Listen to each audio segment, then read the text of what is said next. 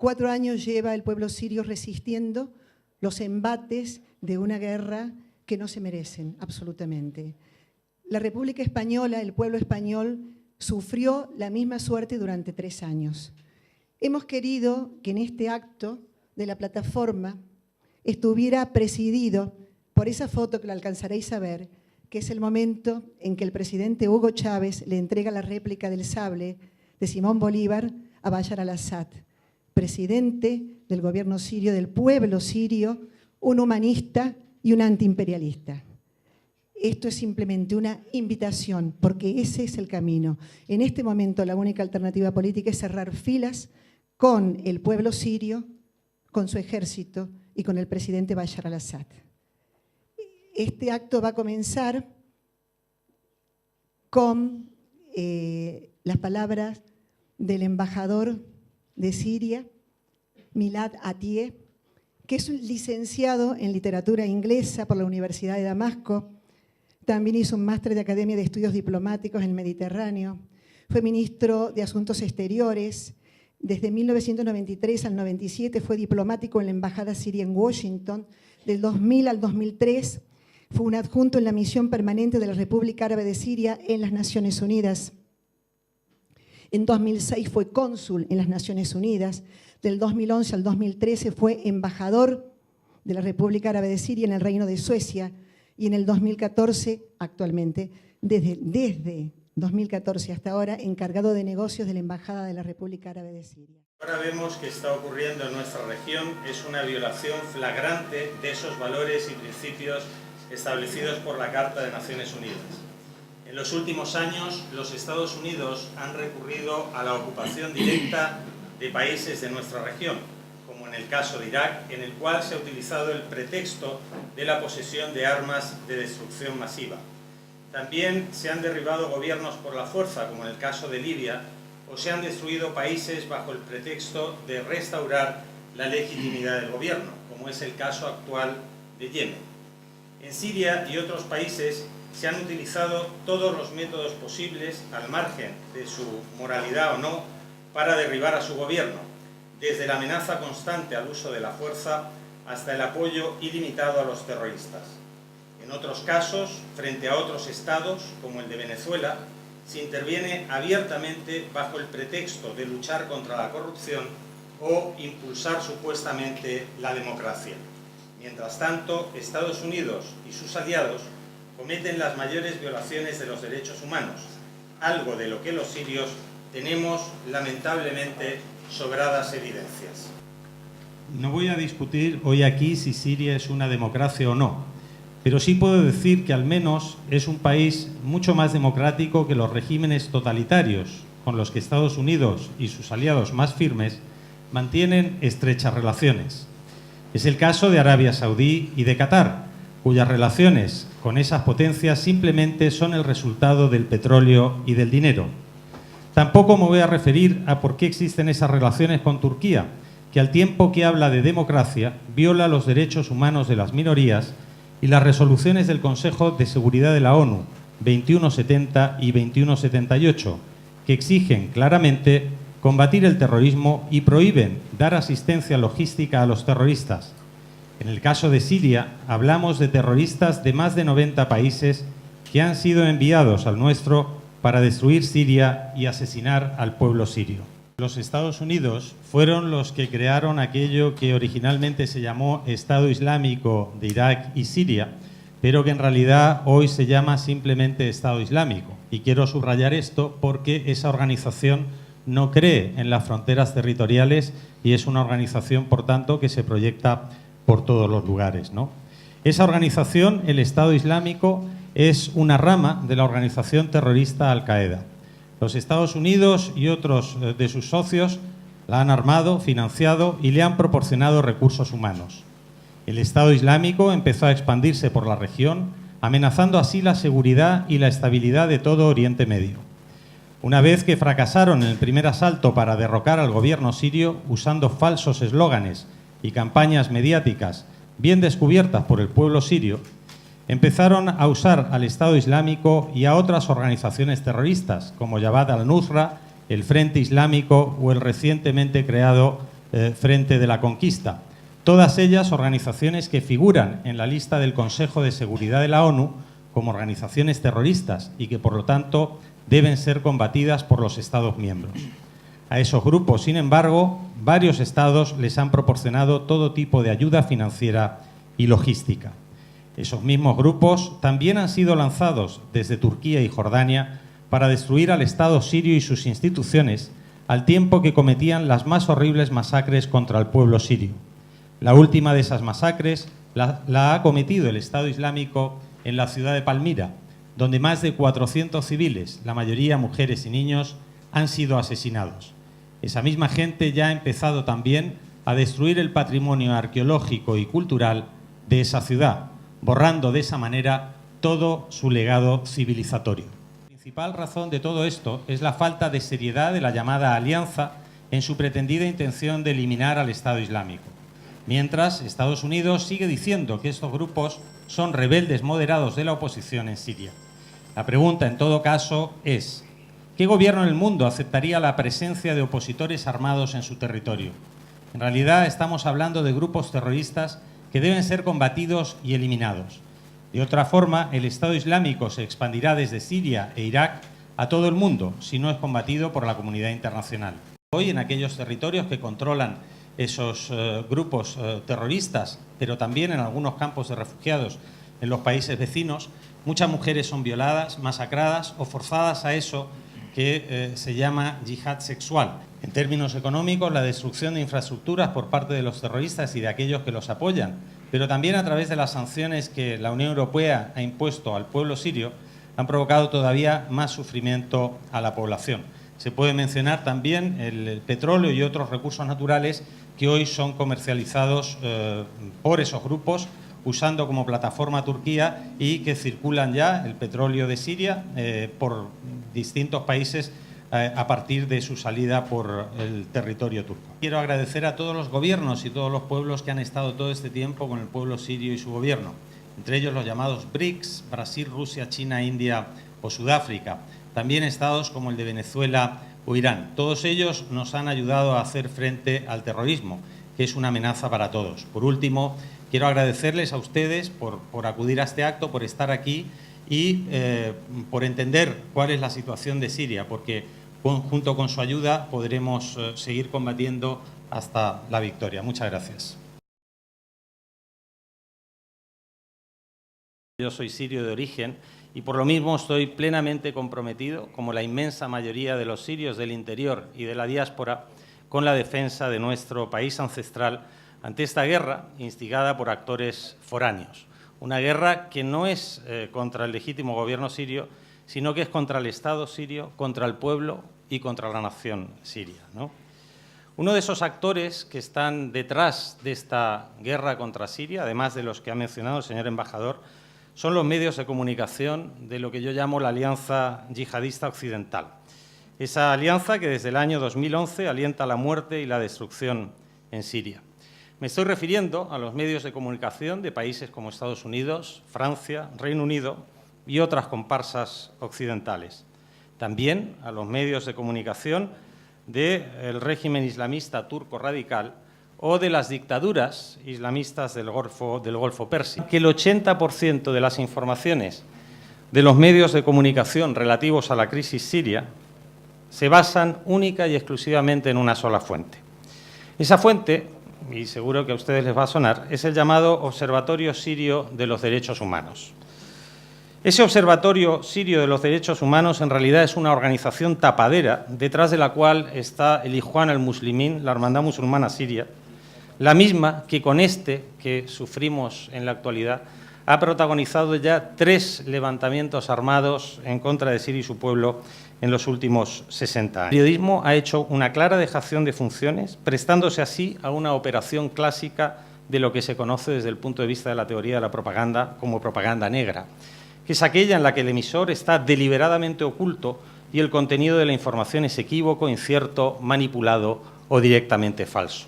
Llamada bloguera lesbiana de Damasco, cuyas supuestas entradas en un blog fueron publicadas casi diariamente en el año 2011 y con carácter destacado además, por varios medios de comunicación pretendidamente serios, como El País en España o The Guardian en el Reino Unido.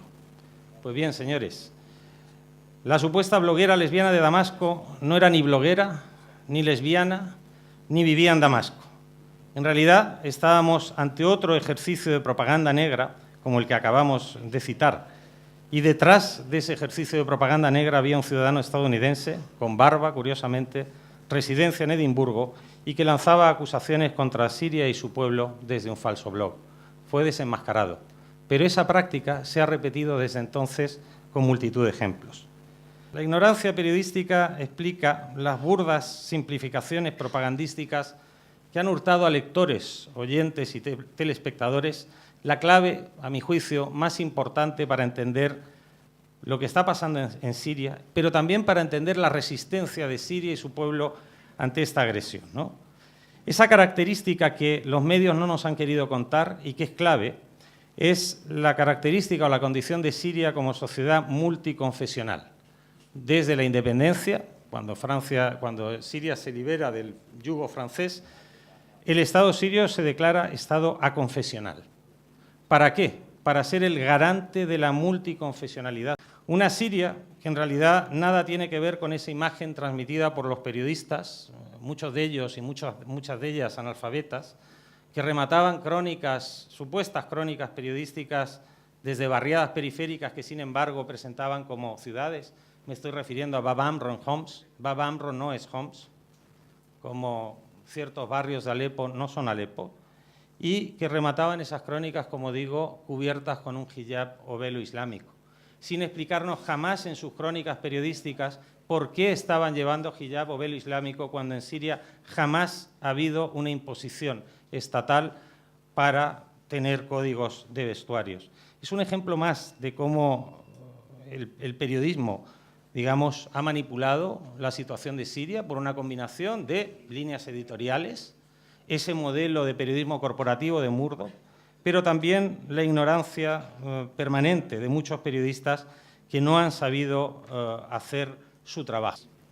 4 años y 3 meses después, la ignorancia ya no vale como excusa para unos medios de comunicación y unos pseudo periodistas sin cuya inestimable colaboración no sería posible hoy la destrucción de Siria en ese altar del fanatismo religioso, los intereses imperialistas y la construcción del llamado Nuevo Oriente Medio. Todo ello frente a un Estado multiconfesional que está plantando cara, en realidad, hasta la fecha, al único Estado monoconfesional en la zona, que ha sido el Estado de Israel.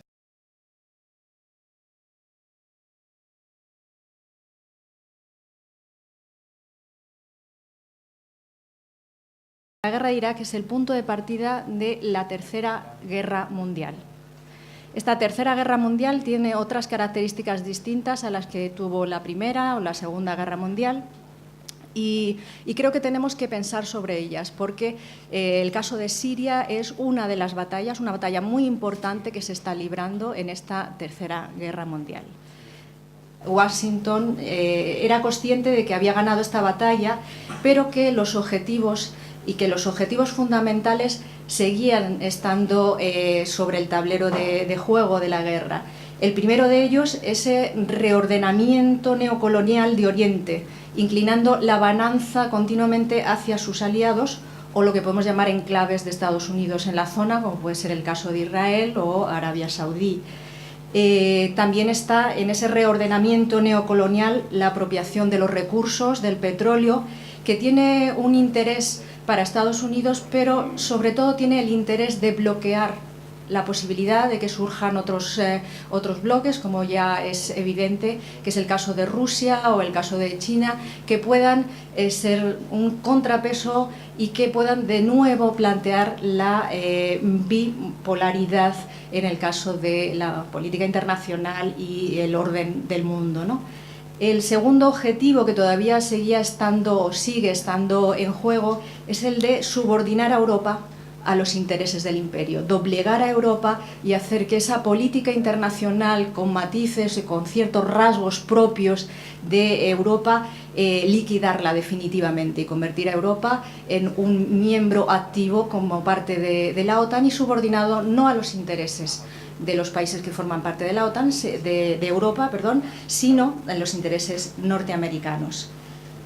Dentro de esta estrategia global del imperio, era necesario continuar con la batalla de esta tercera guerra mundial, que era Siria, y podemos decir que Siria es el nuevo Irak para Obama.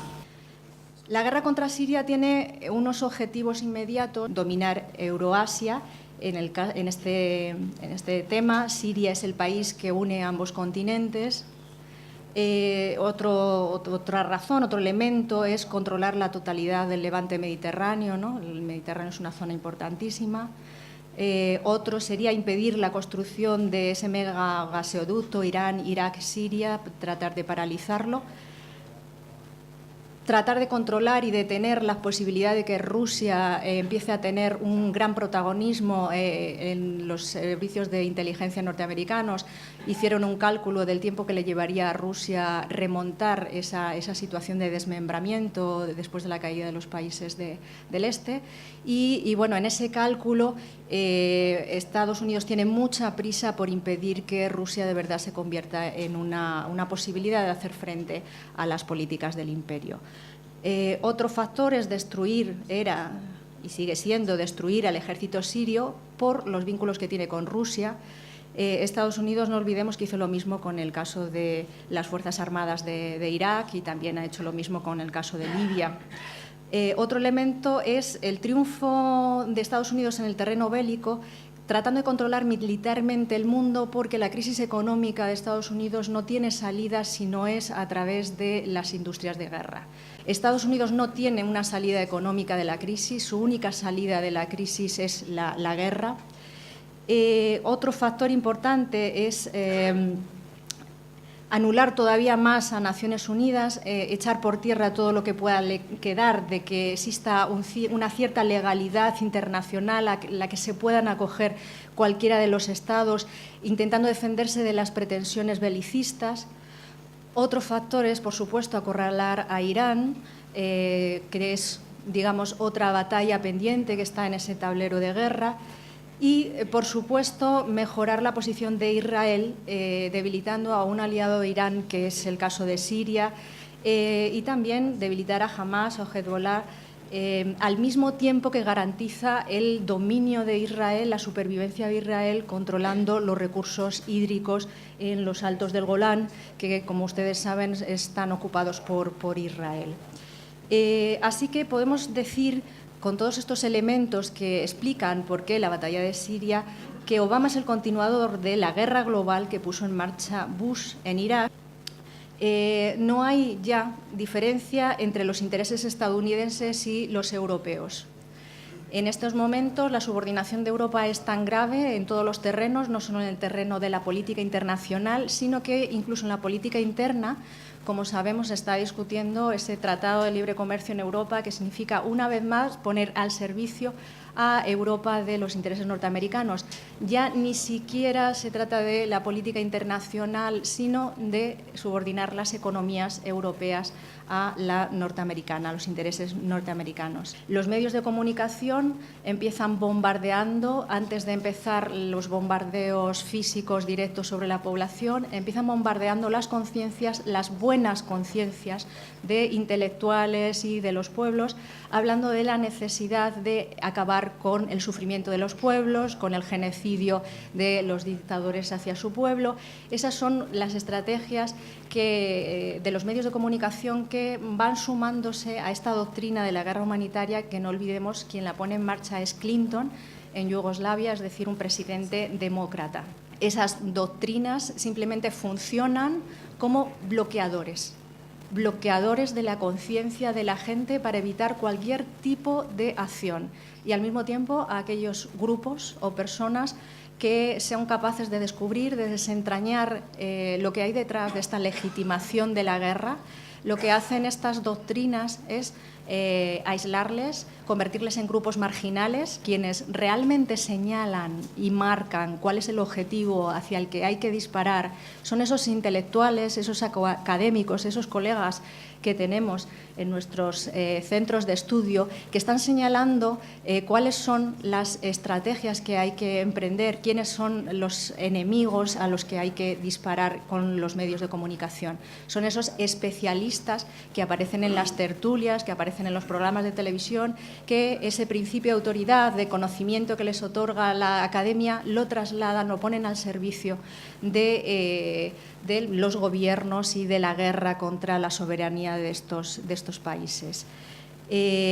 Los discursos que se dieron en Irak y que se vuelven a repetir en el caso de Siria empiezan siempre condenando las intervenciones. Es decir, siempre se condena a Estados Unidos, se condena la intervención, pero inmediatamente después se pasa a esa justificación diciendo que no se está ni con unos ni con otros y que en realidad se está con el pueblo. Claro, son todos estos intelectuales los que deciden cuál es el pueblo y quiénes son pueblo y quiénes no son pueblo y a quienes hay que apoyar, ¿no? De forma indirecta están alimentando y señalando cuáles son los objetivos. Nos enfrentamos a todo un sistema que no retrocede ante el crimen y la destrucción de los pueblos. Sistema que en su fase más brutal, como es la fase neoliberal actual, acude a todo tipo de artimañas para sustituir lo que antes era una guerra en la que participaba con otras formas. Acaba de aprobar la Unión Europea un año más de sanciones a Siria. Los Estados Unidos acaban, estoy hablando de estos 2 días, de sancionar a Bashar al-Assad, presidente de Siria, y a otros 6 dirigentes, con nuevas sanciones de las que ya tienen en marcha. John Kerry, yo lo calificaría como el ayudante del crimen de guerra. Viene a España. ¿Y para qué viene España? Para convertir la base de Morón, que hasta ahora se negociaba cada año, en una base permanente de ocupación de tropas norteamericanas. Nosotros, los que defendemos la paz. Nosotros hemos planteado la paz, la política, el diálogo frente a los que hacen guerras y arman a terroristas y a mercenarios. Por ejemplo, de Libia, se trataba de impedir que África tuviera un acuerdo de todos los pueblos africanos para su independencia, soberanía e incluso se estaba hablando de una moneda común para todos ellos. Esto no lo podía tolerar el imperialismo. El terrorismo imperialista no lo podía tolerar.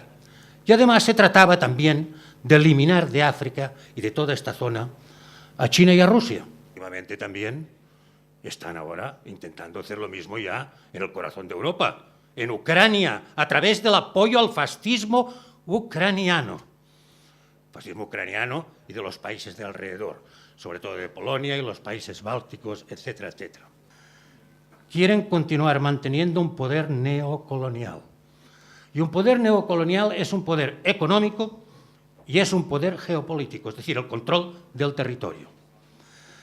Quieren liquidar la soberanía de los pueblos. No renuncian a sus presas.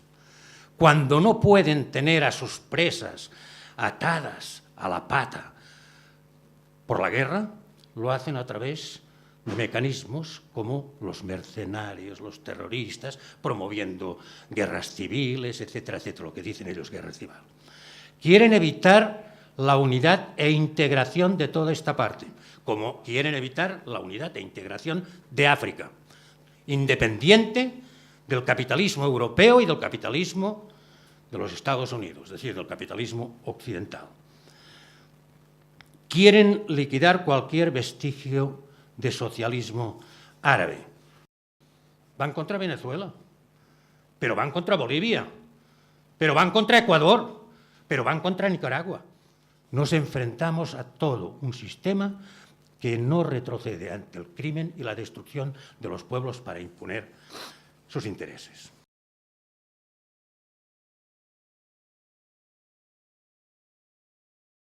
Los Estados Unidos fueron los que crearon aquello que originalmente se llamó Estado Islámico de Irak y Siria, pero que en realidad hoy se llama simplemente Estado Islámico. Y quiero subrayar esto porque esa organización no cree en las fronteras territoriales y es una organización, por tanto, que se proyecta por todos los lugares, ¿no? Esa organización, el Estado Islámico, es una rama de la organización terrorista Al-Qaeda. Los Estados Unidos y otros de sus socios han armado, financiado y le han proporcionado recursos humanos. A Occidente no le preocupa, por lo que nos afecta a nosotros, el incendio, el caos económico, social y religioso que están sembrando donde antes hubo convivencia y una vida decente. Todo esto forma parte del dominio de clase, no nos engañemos, forma parte del dominio de clase. Washington era consciente de que había ganado esta batalla, pero que los objetivos fundamentales seguían estando sobre el tablero de juego de la guerra. El primero de ellos, ese reordenamiento neocolonial de Oriente, inclinando la balanza continuamente hacia sus aliados o lo que podemos llamar enclaves de Estados Unidos en la zona, como puede ser el caso de Israel o Arabia Saudí. También está en ese reordenamiento neocolonial la apropiación de los recursos, del petróleo, que tiene un interés para Estados Unidos, pero sobre todo tiene el interés de bloquear la posibilidad de que surjan otros bloques, como ya es evidente, que es el caso de Rusia o el caso de China, que puedan ser un contrapeso y que puedan de nuevo plantear la bipolaridad en el caso de la política internacional y el orden del mundo, ¿no? El segundo objetivo, que todavía sigue estando en juego, es el de subordinar a Europa a los intereses del imperio, doblegar a Europa y hacer que esa política internacional con matices y con ciertos rasgos propios de Europa, liquidarla definitivamente y convertir a Europa en un miembro activo como parte de la OTAN y subordinado no a los intereses de los países que forman parte de la OTAN, de Europa, perdón, sino en los intereses norteamericanos. Dentro de esta estrategia global del imperio, era necesario continuar con la batalla de esta Tercera Guerra Mundial, que era Siria, y podemos decir que Siria es el nuevo Irak para Obama.